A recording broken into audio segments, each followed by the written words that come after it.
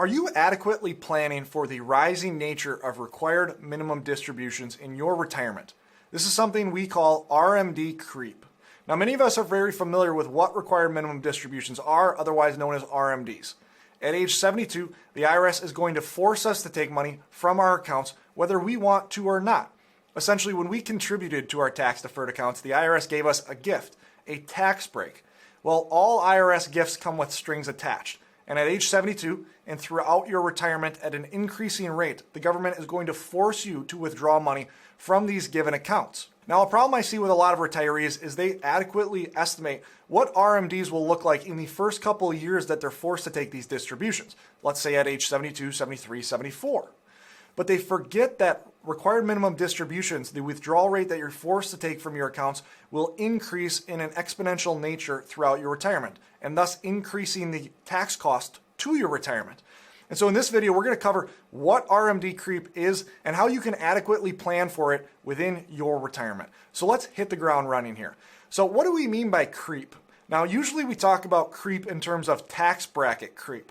And so earlier this week, we released a video talking through how inflation will affect your taxes moving forward, specifically high inflation that we're seeing right now. And in 2018, Congress changed the way that tax brackets adjust to inflation. They changed it in a way where tax brackets are now adjusting slower to inflation than they previously had. So what's going to happen as we move through time is your income is going to need to rise in order to maintain the same purchasing power that you have in retirement. But tax brackets won't adjust to inflation quite as quickly. And so over time, you're going to see your income slowly rise into higher and higher brackets. Well, a similar type of creep happens with RMDs in a slightly different way. RMD creep happens based on the formula that determines how much you have to take from your accounts in any given year. And the formula is pretty simple. There are just some changing elements to this formula from year to year. So every year, you're going to take the previous year's ending balance. So whatever your tax deferred balance was on December 31st at the end of the day.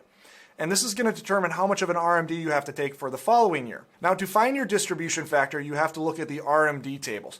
I'll link to a video up in the upper right-hand corner that lays out which RMD table you need to look at for your specific situation. But looking at that RMD table will give you a distribution factor based on your age. And simply to find your required minimum distribution in any given year, you need to take your previous year's ending balance and divide by the distribution factor. Now, the reason RMD creep happens is because this distribution factor will decrease with age. It will get smaller for every year that you age. And decreasing the distribution factor will force you to take more and more from your tax-deferred accounts each and every year in retirement. Now, an easy mistake that we often see is retirees are fairly good at estimating what their first couple RMDs will be. Maybe they're at the age of 68, 69, and they're trying to look at their tax-deferred accounts and look at how big of a deal will required minimum distributions be for your situation. And so let's say a retiree's 69 years old, maybe 70 years old, and they're looking at their current tax-deferred account that's $1.25 million. And so they take their distribution factor at age 72 in order to try to estimate what their RMD will be in a couple of years. And so they find that taking 1.25 million divided by 27.4 will translate to a required minimum distribution of $45,620.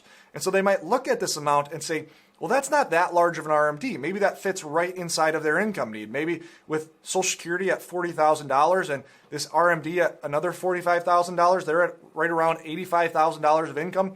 After taxes, they're meeting their income need. And so they think, well, required minimum distributions aren't that big of a deal for my situation. I don't really have to do that much in order to try to minimize these RMDs moving forward into retirement.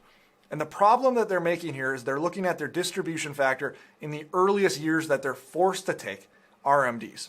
This distribution factor, again, will decrease through time and raise their RMDs through time in a very great way. And the reason for this is because the RMD curve, the amount that they're forced to take from their retirement, is exponential in nature, meaning that it increases at a very quick rate. And so on the screen right now, I have a $1.25 million IRA, and we're looking at that as if it's statically through retirement, meaning that regardless of what distributions they're forced to take, that $1.25 million IRA won't change through time. I know this is unrealistic, but this is just a hypothetical scenario to show how big their RMD will be through time based on this exponential RMD curve. And so we see, yes, starting out at 72, their RMD is right around that $45,000, $46,000 range.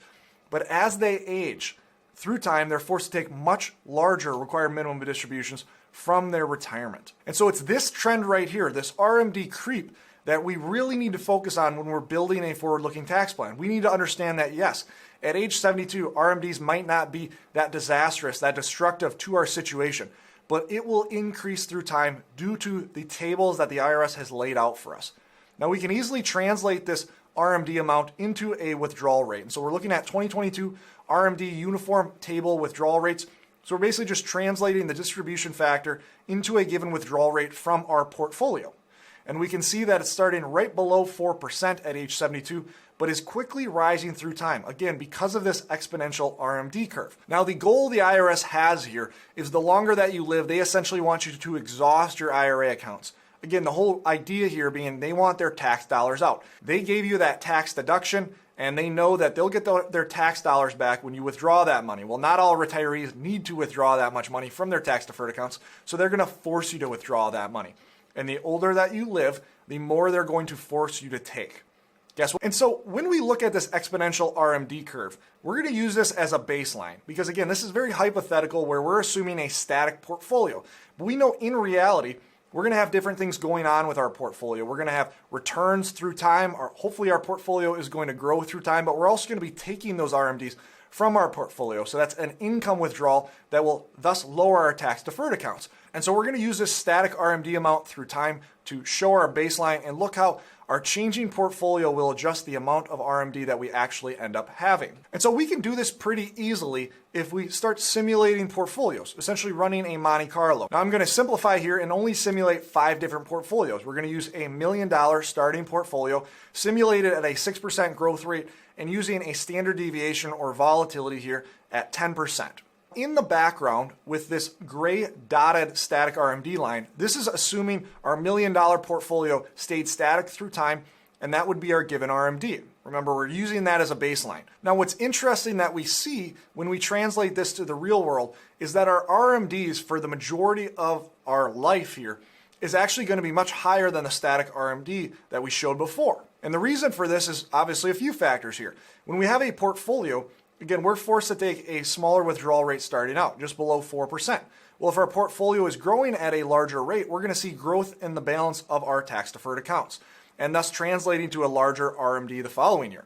So there's 2 dynamics going on here. We're seeing our portfolio growing through time, at least until the RMD withdrawal rate gets too great that our portfolio can't outpace the RMD that we're forced to take.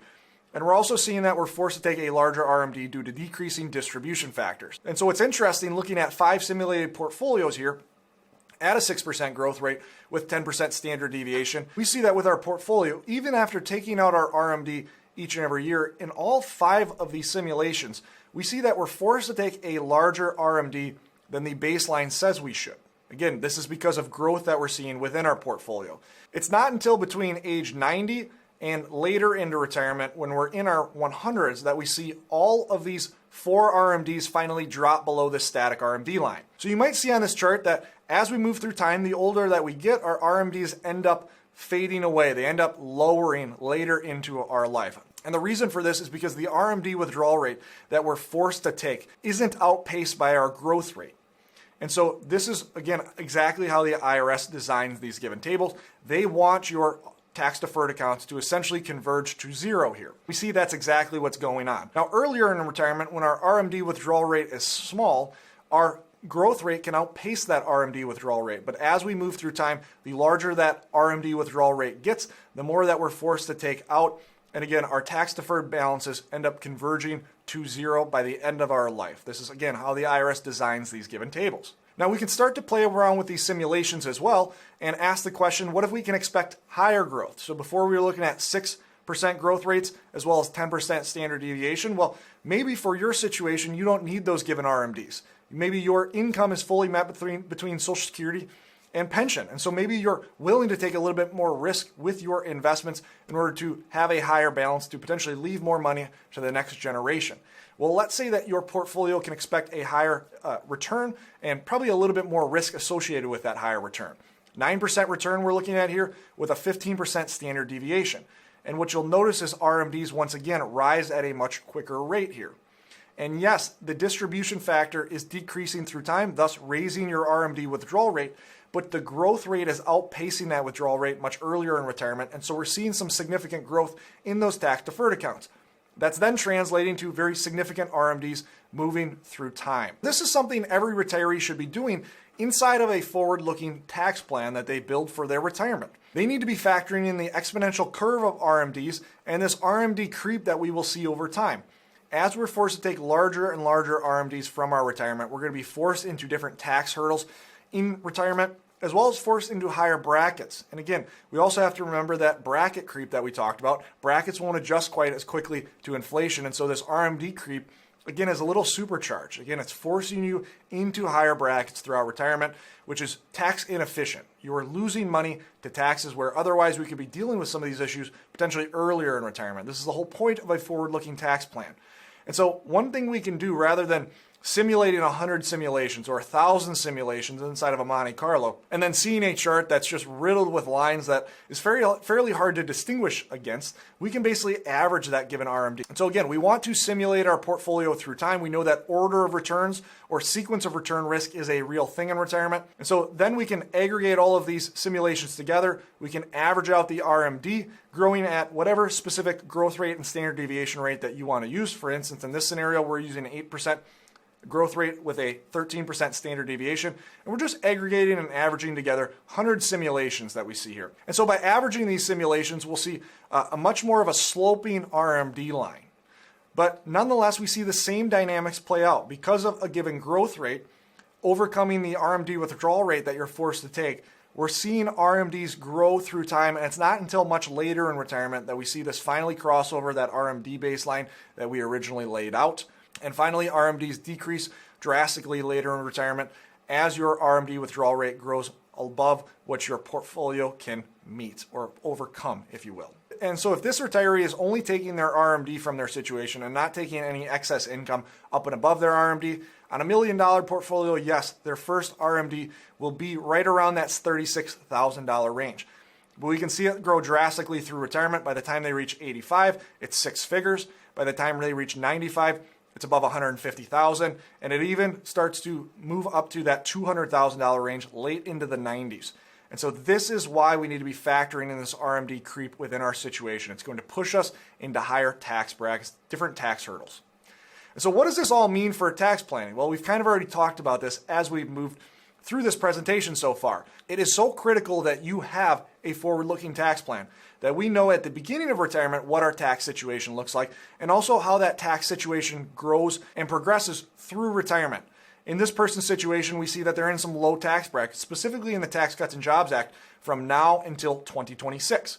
But once RMDs start later in this retiree's retirement, we see RMDs push them up into additional brackets. Previously, they were in the 22 and 25% bracket, but once RMDs start, they're pushed into the 28% bracket and even up into the 33% bracket due to this RMD creep.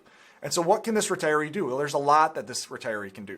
They can perform Roth conversions earlier in retirement. They can build a better asset location model for their given investments, holding them in the right accounts. I'll link to a video in the upper right-hand corner if you're not sure what I mean by asset location investing. But the big point here is that they know the issues that they're going to see down the road, and they can meet them earlier in retirement rather than procrastinating. Once RMDs start, it's very difficult to deal with RMDs at that point, because we have to take our RMD, and then if we want to decrease RMDs or minimize RMDs moving forward into the future, we need to convert up and above that RMD. So we're pushing ourselves into additional tax hurdles to eliminate future tax hurdles. And so that gets very difficult to do once you're already in retirement and RMDs have started. And again, we can't just focus on that specific marginal rate, looking at the 10, 12, 22, 24, 32% brackets. We also need to translate into different tax hurdles that you will see within retirement. We have a ton of videos on our Safeguard Wealth Management YouTube channel all around the different tax hurdles that you will see. One of which is the Social Security tax torpedo. We just previously recorded and released a video along how there's a triple taxation zone that's created when we look at the Social Security tax torpedo, as well as something called the capital gain bump zone, and how these combine to create a higher bump within your marginal tax rate in retirement. Well, the problem with RMDs is as they start creeping up higher and higher, you're forced into these given tax hurdles. And so things like the Social Security tax torpedo, the capital gain bump zone, the widow trap, the widow penalty, you will be subject to different Medicare increases due to something called IRMA, all because your RMDs are increasing throughout retirement.